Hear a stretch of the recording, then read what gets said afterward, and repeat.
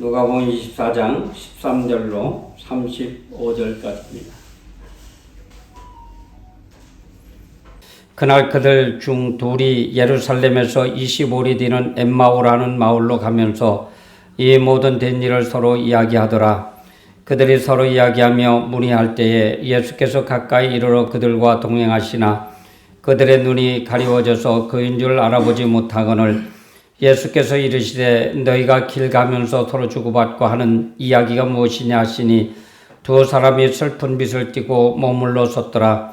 그 한 사람이 글로보라 하는 자가 대답하여 이르되 당신이 예루살렘에 체류하면서도 요즘 거기서 된 일을 혼자만 알지 못하느냐. 이르시되 무슨 일이냐. 이르되 나사렛 예수의 일이니 그는 하나님과 모든 백성 앞에서 말과 일에 능하신 선지자이거늘 우리 대제사장들과 관리들이 사형 판결에 넘겨주어 십자가에 못 박았느니라. 우리는 이 사람이 이스라엘을 속량할 자라고 바랐노라. 이뿐 아니라 이 일이 일어난 지가 사흘째요. 또한 우리 중에 어떤 여자들이 우리로 놀라게 하였으니 이는 그들이 새벽에 무덤에 갔다가 그의 시체는 보지 못하고 와서 그가 살아나셨다 하는 천사들의 나타남을 보았다 함이라.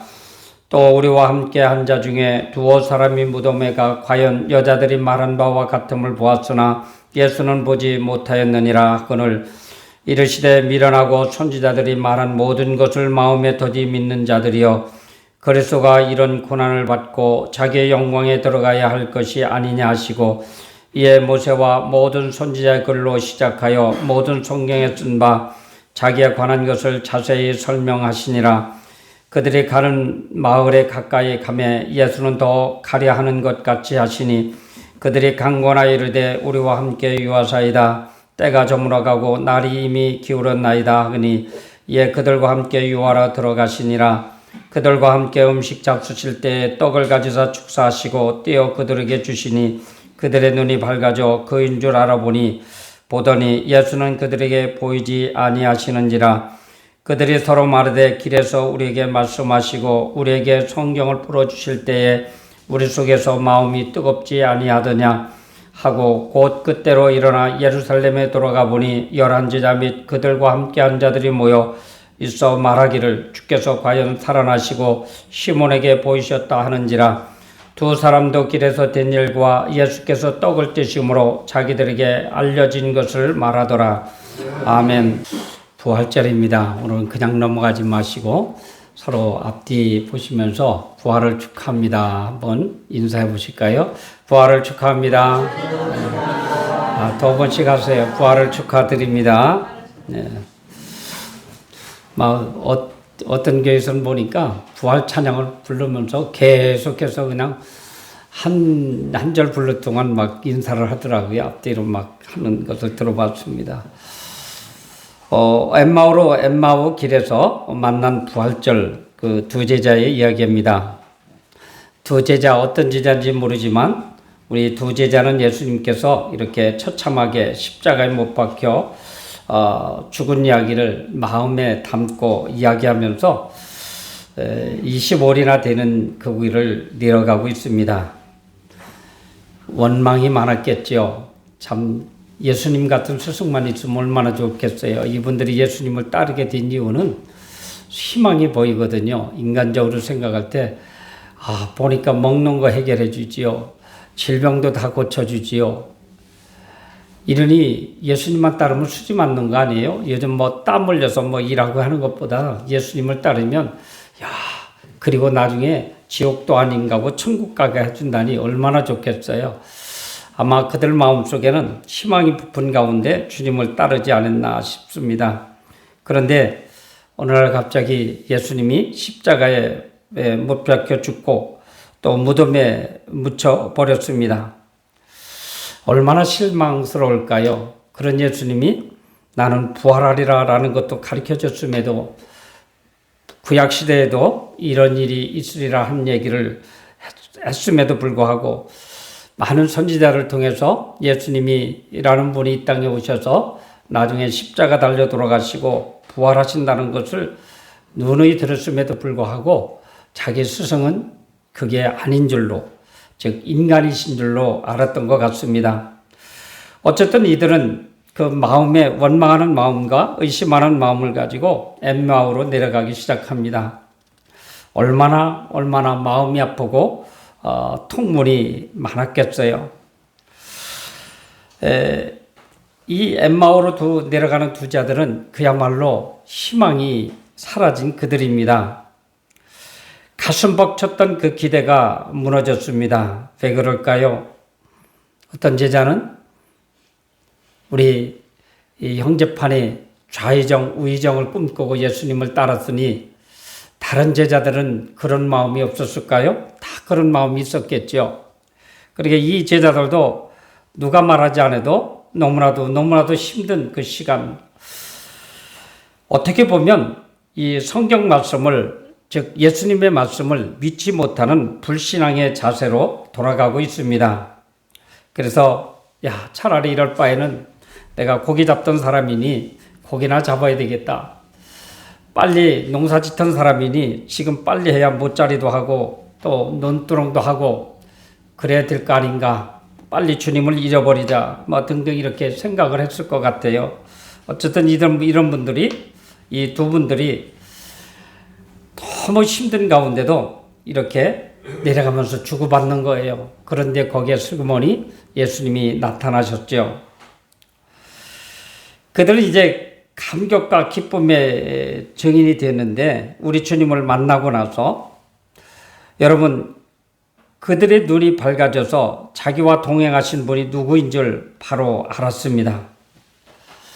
자, 떡을 떼주시면서 먹으라고 우리 주님은 또 그거를 권했지요. 그때 눈이 밝아져서 예수님을 보았다. 성경은 이야기하고 있습니다. 여러분, 우리 주님을 보는 길은, 즉 부활의 주님을 보는 길은 영의 눈이 열려야 볼 수 있습니다. 예수님이 십자가에 죽으셨는데 정말 부활하신다니 우리와 같이 낭망하여 집으로 가는 자들을 만나주시고 들어주시고 가르쳐주시고 나타나 보여주시니 예수님이 살아계셨다고 그들은 증거할 수밖에 없게 되어서 다시 밤에 그 집에서 잠을 안 자고 다시 예루살렘으로 그들은 올라갑니다. 왜 그럴까요? 정말로 그가 말씀하신 그대로 부활하신 예수님을 만났습니다. 가서 보니 그들도 일부 사람들에게 부활하신 예수님을 만난 거예요. 그래서 모여가지고 이구동성으로 이야기합니다. 오늘 부활하신 예수님을 만난 감격적인 말씀을 본문을 통해서 그 비밀을 찾아보고자 합니다. 오늘의 말씀은 어쩌면 불행의 이야기가 행복의 이야기로 바꾸는 그런 시간입니다. 여기서 세 가지가 필요한 말씀이 있습니다. 첫째는 우리 가슴 아픈 이야기를 예수님께 다 이야기로 드리는 것입니다. 그리고 우리는 생각을 바꿔야 되시고 세 번째는 부활하신 예수님을 만나야 됩니다. 예수님은 고민하면서 엠마오로 내려가는 제자들에게 너희가 길을 가면서 서로 주고받고 하는 이야기가 무엇이냐라고 묻습니다. 예수님은 우리들이 이야기를 듣고 싶어 했습니다. 예수님은 이야기를 통해서 우리 마음속에 들어오고 싶어 합니다. 베드로전서 5장 3절 말씀입니다. 너희 염려를 다 주께 맡기라. 이는 그가 너희를 돌보심이라. 그 뜻이 무슨 뜻인가 하면 우리의 불행한 이야기, 어려운 이야기, 슬픈 이야기, 고통스러운 이야기, 또 어쩌면 억울한 이야기까지도 이런 상처된 모든 부분, 답답한 모든 것을 우리 주님은 이야기하라는 것입니다. 털어놓으라는 것입니다. 예수님이 우리 중심은 아시지만 우리들 보고 털어놓으라고 말씀하고 있는 것입니다. 우리가 주님한테 그 이야기를 들을 때에 주님께서 비로소 이야기하기 시작합니다. 라틴어 성경을 번역한 제롬이라는 분의 이야기입니다. 그는 베들레헴에서 기도하며 성경을 라틴어로 번역을 하고 있었습니다. 어느 날 그는 예수님을 만났습니다. 너무 감격한 그는 예수님에게 선물을 드리고 싶었어요. 그러나 예수님은 세상이 나의 것인데 재물이나 귀한 것이 있으면 오히려 팔아서 가난한 사람들에게 나눠주라라고 말씀하십니다. 그리고 너를 괴롭혀하는 것들, 낭망되는 일, 죄악이나 더러운 것이나 답답한 것이나 억울한 일이나 모든 것들을 나에게 다오 이렇게 말씀하다는 겁니다. 그러면 나의 보혈로 그것을 씻어 정결하게 만들어주마. 부활하신 주님을 만나는 것은 내 속마음 있는 것을 주님 앞에 올려드리는 것입니다. 여러분 고통스러운 일이 있습니까? 이것을 나 혼자 고통스럽다 이야기만 하지 마시고 권사님이나 장로님한테만 이야기하는 것이 아니고 기도 중에 고통스러운 것을 이야기하는 것입니다. 분명히 어려운 일을 들어주시는 하나님, 위로해 주시는 하나님이십니다. 저도 언젠가 무슨 일이 있을 때 참 답답하고 고통스러운 가운데 조용히 묵상을 해봤어요. 하나님, 이럴 때 어떻게 하면 좋을까요? 너무 힘듭니다. 너무 고통스럽습니다. 근데 하나님의 음성은 저한테는 어떻게 들려오냐면 그렇게 하고 있는데 어느새 나는 막 울고 있더라고요. 막 울고 있으면서 눈물이 떨어지면서 하나님께서 나한테 위로해 주시는 위로의 영을 발견하게 되더라고요. 이때 그런 걸 하지 아니하고 아이고 될 대로 되라 까짓 거 이렇게 했다면 아마 그런 것이 쌓여서 아마 울분을 토하게 되고 죄를 짓게 되겠지요. 예수님은 말씀으로 제자들에게 생각을 바꾸어 주셨습니다. 그래서 이제 십자가의 죽음을 끝이라 생각했는데 제자들은 죽으면 같이 끝이라고 생각했습니다. 예수님은 그들의 생각을 바꾸셨어요. 그리스도가 이런 고난을 받고 자기 영광에 들어가야 할 것이 아니냐. 그리고 성경 말씀을 자세히 풀어주셨습니다. 앞서서 얘기한 것처럼 우리의 여러 가지 살아가면서 산전 문제들이 참으로 많이 있습니다. 이것을 하나님 앞에 토해 내놓으라는 것입니다. 그럴 때에 하나님의 신비가 일어나게 되어 있습니다. 그러기에 우리는 하나님의 말씀을 받아야 됩니다. 그러면 말씀 속에서 기적이 일어납니다. 말씀이 있는 곳에 기적이 일어나고 말씀이 기적이 또 생명의 기적이 일어납니다. 어쩌면 저주의 인생에 축복의 인생으로 바꾸어집니다. 어떤 분들은 정말로 성경을 보다가 하나님의 은혜를 깊이 경험하는 분들도 계시다고 합니다. 많은 분들이 성경을 읽다가 예수 그리스도를 부인하고 성경을 읽다가 오히려 예수님을 따르는 그런 사람들로 바꿔진 사람들이 얼마나 많은지 모릅니다. 부활하신 주님을 만나야 생명이 있습니다. 두 제자는 부활하신 예수님을 친히 만났기 때문에 영의 눈이 어두워져 예수님을 알아보지 못했지만 예수님과 함께 떡을 나누는 동안에 그들의 영의 눈이 열렸습니다. 그들은 부활하신 예수님을 만나자마자 예루살렘으로 올라갔고 부활하신 예수님을 증거하셨습니다. 여러분들은 언제 영의 눈이 열렸습니까? 예수님을 영접하고 교제를 나눌 때 여러분 예수님을 영접하면 예수님께서 우리 안에 들어오셔서 영의 눈을 열어주시고 부활의 주님을 만날 것입니다. 28절 말씀에 그들이 가는 마을에 가까이 가면 예수는 더 가려 하는 것 같지 아니하시니 그들이 강권하여 이르되 우리와 함께 유하사이다. 때가 저물어가고 날이 이미 기울어졌나이다 하니 이에 그들과 함께 유하러 들어가시니라. 그들은 억지로 권하여 예수님을 모셔드렸습니다. 그들과 함께 하신 예수님께서 부활하신 예수님을 볼 수 있게 그의 눈을 열어주셨습니다. 우리는 마음으로 예수님을 영접해야 됩니다. 이 두 제자들도 어떤 사람인지는 모르지만 강권하여 그를 데리고 들어갔다가 그리고 함께 잠을 자게 하기 위해서 그리고 저녁을 먹이기 위해서 저녁을 주셨다가 주님을 만나셨어요. 여러분 이 어령 문화체육부 장관 했었나요? 그분 잘 알죠. 그분 감정이 참 진짜 이 부활하고 딱 맞는 게 그분이 그런 자기 딸이 그렇게 전도를 해도 안 믿었어요. 아주 학자이시고 그렇게 믿지를 않은 거예요. 택도 없는 소리 십자가에 달려 죽은 예수가 다시 살아나? 그리고 그거 죽었다 3일 만에 살아나? 인간적인 생각으로 안 믿었어요. 그러나 그 딸은 끊임없이 계속 전도를 했고 그 딸이 중병으로 죽음에 이르기까지 이르는 순간까지 그는 나중에서 복음을 받아들이게 했는데 그분의 이야기가 참 중요한 게 어느 교회든가 그 교회를 출석하셨는데 이분이 그렇게 얘기를 했다는 거예요. 난 아직 미신자입니다.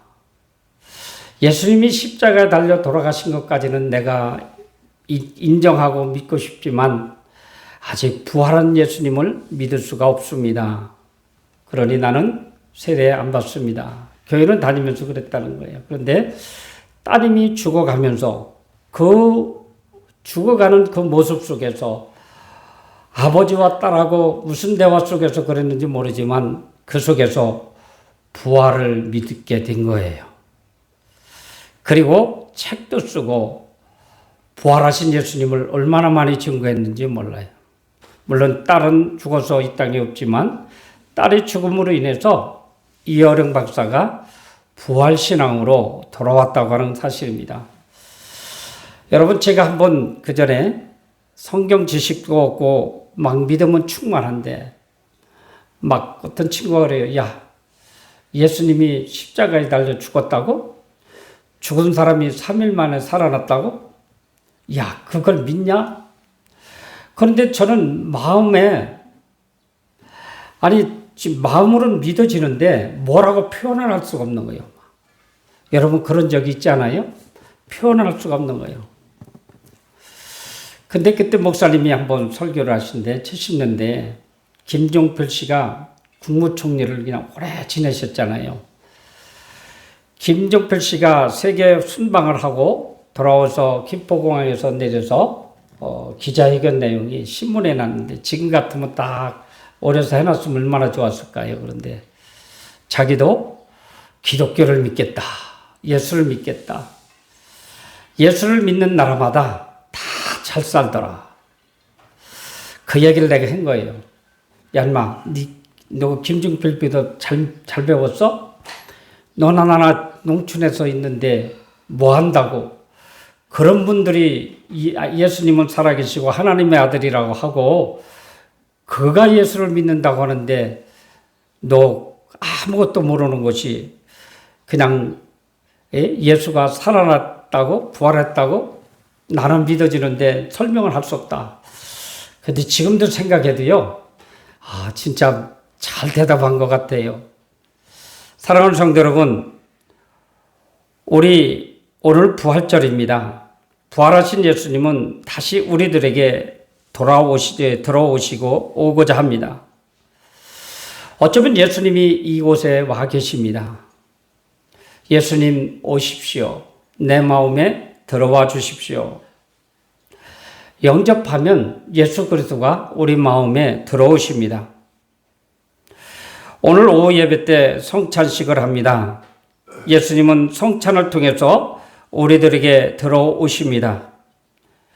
우리가 떡을 받을 때에 예수님은 우리에게 영적으로 임하여 들어오실 것입니다.